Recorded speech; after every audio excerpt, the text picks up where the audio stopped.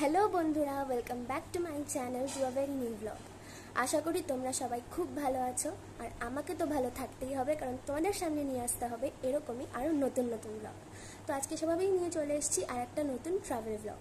আমাদের এবারের গন্তব্যস্থল হচ্ছে ভারতের একটি ইউনিয়ন টেরিটরি, আর সেটা হচ্ছে পন্ডিচেরি। তো আমরা প্রথমে কলকাতা থেকে চেন্নাইতে যাব ট্রেনে করে, তারপর চেন্নাইতে একদিন স্টে করে আমরা সেখান থেকে পন্ডিচেরির উদ্দেশ্যে যাত্রা শুরু করব। তো পন্ডিচেরিতে আমরা কোথায় থাকছি, কোথায় কোথায় ঘুরছি, কী কী এক্সপ্লোর করছি জানতে হলে দেখতে হবে পুরো ভিডিওটা শেষ পর্যন্ত। তাহলে চলো আর দেরি না করে ভিডিওটা শুরু করা যায়।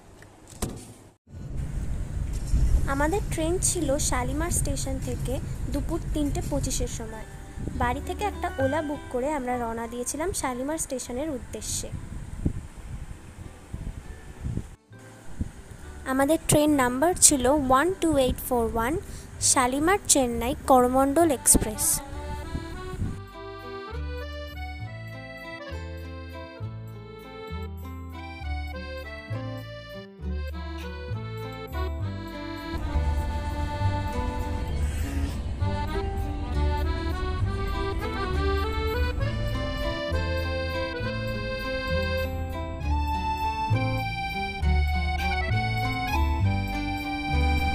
আমাদের ডিনার মা বাড়ি থেকেই বানিয়ে নিয়ে গিয়েছিল।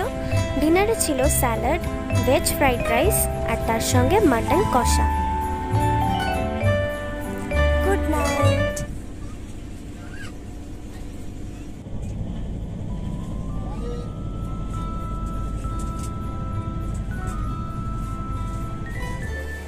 পরদিন বিকেল 4:50 নাগাদ আমাদের ট্রেন পৌঁছে গেছিল চেন্নাই সেন্ট্রাল স্টেশনে, আর তারপর সেখান থেকেই আমরা একটা অটো বুক করে নিয়ে চেন্নাই শহরের বুক চিরে এগিয়ে চললাম আমাদের হোটেলের উদ্দেশ্যে।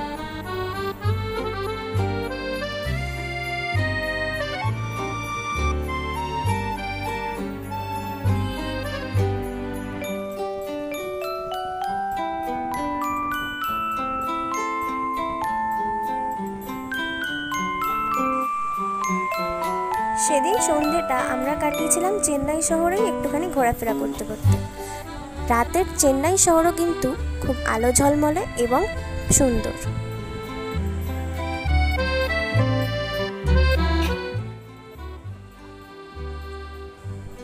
হোটেলে ফেরার পথে আমরা ডিনার সারলাম Chennai famous south Indian food দিয়ে।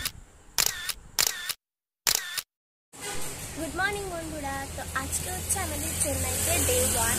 আমরা কালকে এসে ঢুকেছি চেন্নাইতে, আর আজকে আমাদের ডেটা পুরো ফাঁকা আছে, কারণ পন্ডিচেরিতে আমরা যাচ্ছি হচ্ছে কাল। সেই জন্য আমরা ঠিক করেছি আজকে আমরা ঘুরে আসবো এখানকার বিখ্যাত মহাবলীপুরমে। তাহলে চলো আমরা এখন যাই মহাবলীপুরমে। মহাবলীপুরমে যাওয়ার জন্যে চেন্নাইয়ের পাবলিক ট্রান্সপোর্ট এক্সপিরিয়েন্স করার জন্য আমরা গাড়ি বুক না করে মেট্রো ধরলাম। এই যে আমাদের মেট্রো এসে গেছে।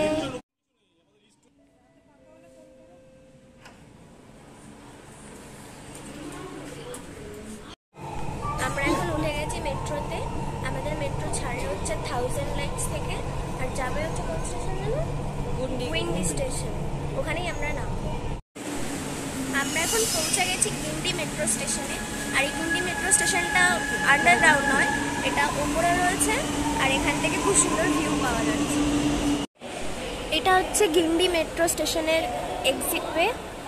আমরা এখন এখান থেকে বেরিয়ে বাস স্ট্যান্ডের দিকে যাচ্ছি। পন্ডিচেরিগামী সব বাসই মহাবলীপুরম হয়ে যায়। আমরা গিয়েছিলাম বাস নাম্বার 188-এ, যেটা গিন্ডি মেট্রো স্টেশন থেকে বেরিয়ে গিন্ডি বাস স্ট্যান্ডে অ্যাভেলেবল থাকে।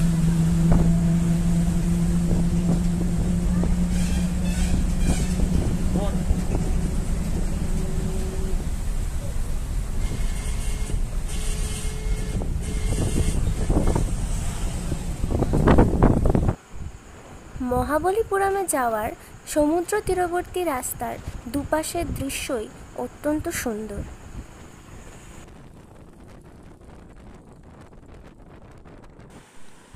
ওয়ান-88 বাসটা আমাদের মহাবলীপুরম বাস স্ট্যান্ডে ছেড়ে এগিয়ে গেল পন্ডিচেরির উদ্দেশ্যে। এখান থেকে আমরা রেড বাস ধরে তারপর প্রবেশ করলাম মহাবলীপুরমের সিটিতে। রেড বাসে মাথাপিছু ভাড়া ছিল 11 টাকা।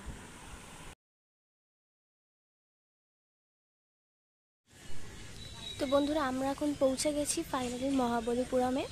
আর এখানে আমাদের বাস নামিয়ে দেওয়ার পর আমরা বাস স্ট্যান্ড থেকে হেঁটে এসে ঢুকেছি মহাবলীপুরমে। তো এখানে আগে টিকিট কাটতে হবে। তো এখানে 15 বছরের নিচে কারোর টিকিট লাগে না, 15 বছরের ওপরে হলেই টিকিট লাগবে। আর ভেতরে যত মোমেন্টাম আছে সব কিছুর একসঙ্গেই আমরা টিকিট কেটে নিয়েছি। টোটাল হচ্ছে 40 টাকা পার পার্সন।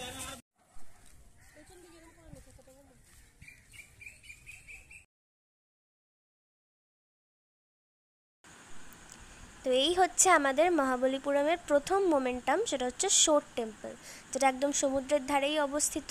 ওই যে সমুদ্র, এখান থেকে দেখে মনে হচ্ছে নীল জল, সামনে গেলে কি হবে জানি না।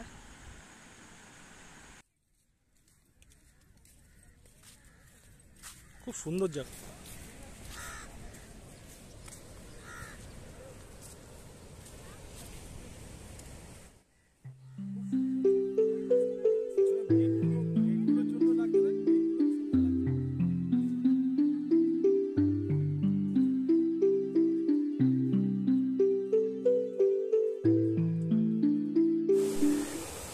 এখানে সি সার্ফিংও হচ্ছে,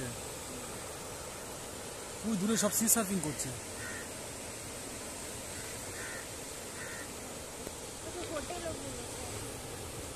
একটা বড় রক।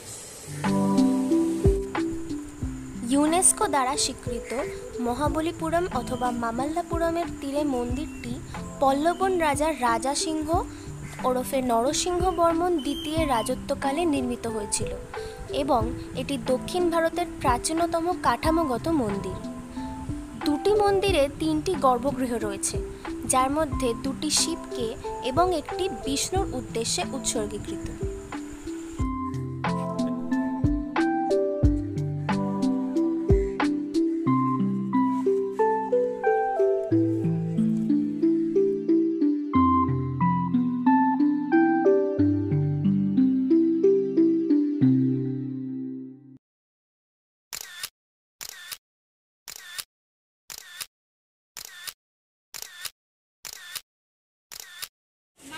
মহাবলীপুরমের শোর টেম্পল, যেটা প্রথম মোমেন্টাম ছিল, সেটা আমাদের দেখা হয়ে গেছে। এবার এখান থেকে বেরিয়ে সোজা গিয়ে বাস স্ট্যান্ডের পেছনে পড়বে হচ্ছে আমাদের সেকেন্ড মোমেন্টাম, সেটা হচ্ছে কৃষ্ণা বাটার বল। আমরা এখন সেটাই দেখতে যাচ্ছি। এখানে আমরা এসেছিলাম কৃষ্ণাস বাটার বলটা দেখতে, কিন্তু এসে দেখলাম এখানে আরেকটা এন্ট্রান্স গেট দিয়ে ঢুকলে সবকটা মোমেন্টামই একসঙ্গে পড়ে যাচ্ছে। আমরা প্রথমে চলে এসেছি বাটার বলে। এই যে এটা হচ্ছে কৃষ্ণাস বাটার বল।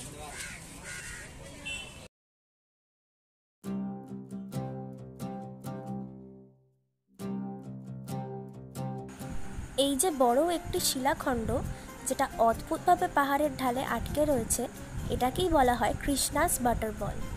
দেখলে মনে হয় এক্ষুনি পড়ে যাবে পাহাড় থেকে গড়িয়ে, কিন্তু না, যুগ যুগ ধরে এটা কিন্তু এভাবেই দাঁড়িয়ে রয়েছে, কোনো সাপোর্ট ছাড়া।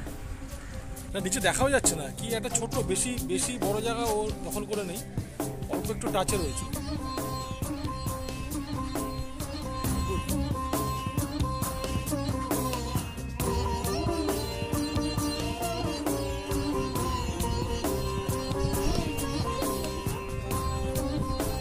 দুটো পাথর একটা কেভ টাইপের হয়ে গেছে।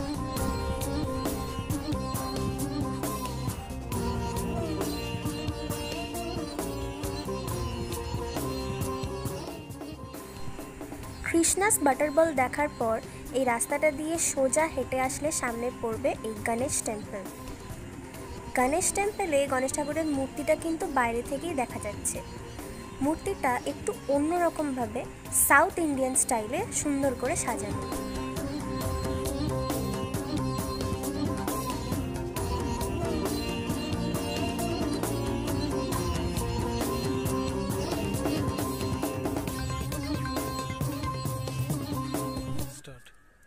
এই জিনিসটা আমাদের লিস্টে ছিল না, রাস্তায় আস্তে আস্তে দেখতে পেলাম যে এইদিকে দ্রৌপদীর স্নানাগার বলে একটা জায়গা রয়েছে। তো এসে দেখতে পেলাম এটা হচ্ছে দ্রৌপদী তো নেই, যে প্লাস্টিকের বোতলরা স্নান করছে। আর ওইদিকে পাহাড়, আর মানে টিলা। এখান থেকে ভিউটা বেশ ভালো। এখান থেকে মনে হচ্ছে পাহাড়ে ঘুরতে এসেছি।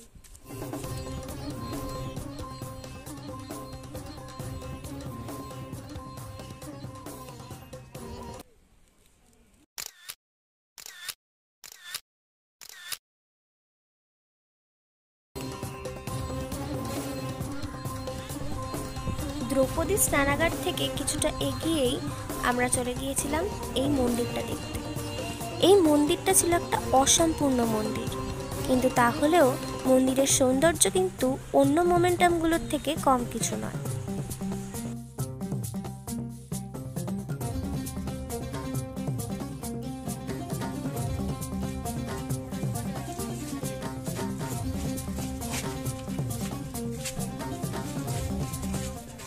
Incomplete temple.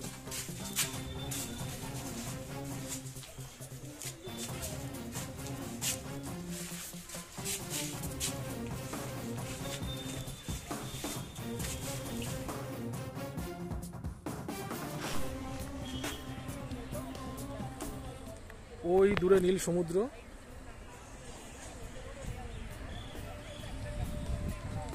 আমরা রয়েছি টিলার উপরে, ভূপ্রকৃতির সংমিশ্রণে।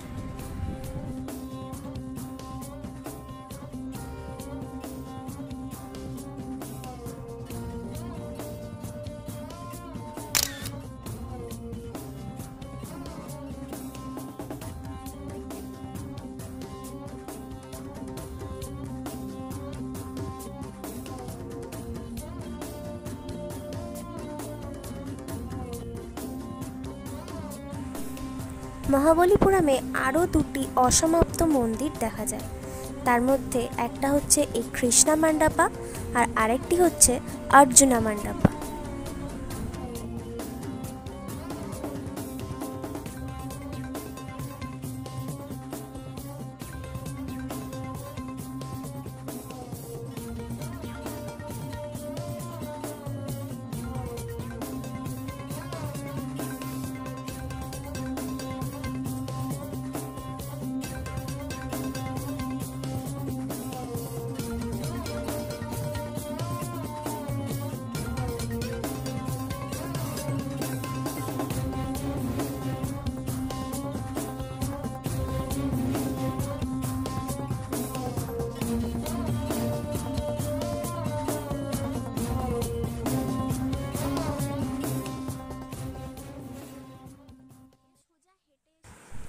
কৃষ্ণা বাটার বল ও অন্যান্য মোমেন্টামগুলি থেকে মাত্র 100 মিটার দূরে অবস্থিত এই লাইট হাউসটা, যেখানে আমরা এর পরে গিয়েছিলাম।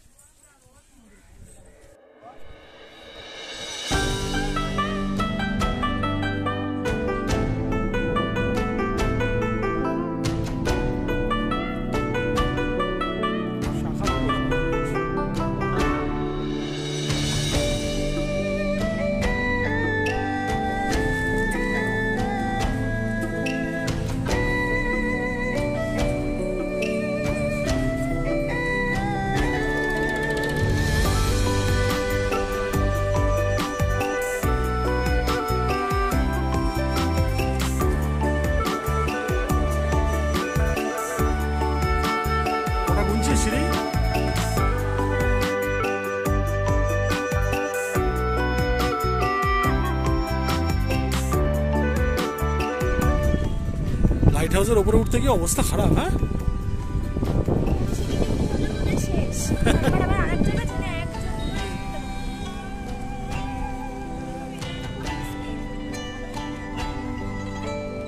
তবে হ্যাঁ, উঠে লাভ আছে,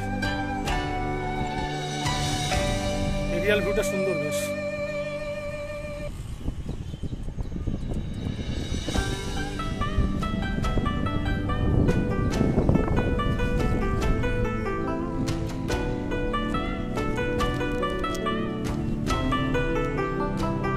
একটু হাত মেরে দাও।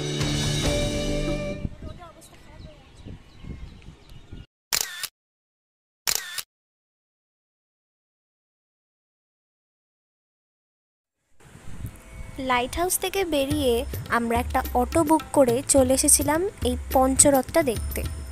পঞ্চরথ হলো পঞ্চপাণ্ডব এবং দ্রৌপদীর রথের আদলে পাথরের দ্বারা নির্মিত রেপ্লিকা।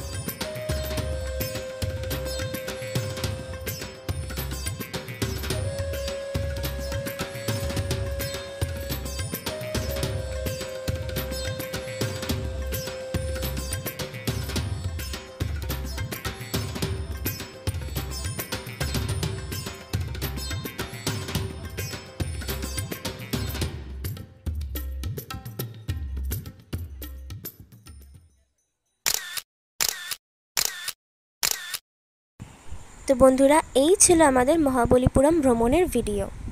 মহাবলীপুরম থেকে ফেরার সময় আমরা ওখান থেকে একটা অটো বুক করে চলে এসেছিলাম মহাবলীপুরম বাস স্ট্যান্ডে। সেখান থেকে 188 বাস ধরে আমরা আবার চলে গেছিলাম গিন্ডি মেট্রো স্টেশনে। গিন্ডি মেট্রো স্টেশন থেকে মেট্রো ধরে একইভাবে 1000 লাইট স্টেশনে পৌঁছে গেছিলাম, আর তারপর সেখান থেকে সোজাসুজি চেন্নাইতে আমাদের হোটেলে। তো যদি তোমাদের ভিডিওটা ভালো লেগে থাকে তাহলে অবশ্যই লাইক, শেয়ার আর সাবস্ক্রাইব করতে ভুলো না। দেখা হচ্ছে আবার পরের পর্বে তোমাদের সাথে পন্ডিচেরিতে। ততক্ষণের জন্য সবাইকে বাই।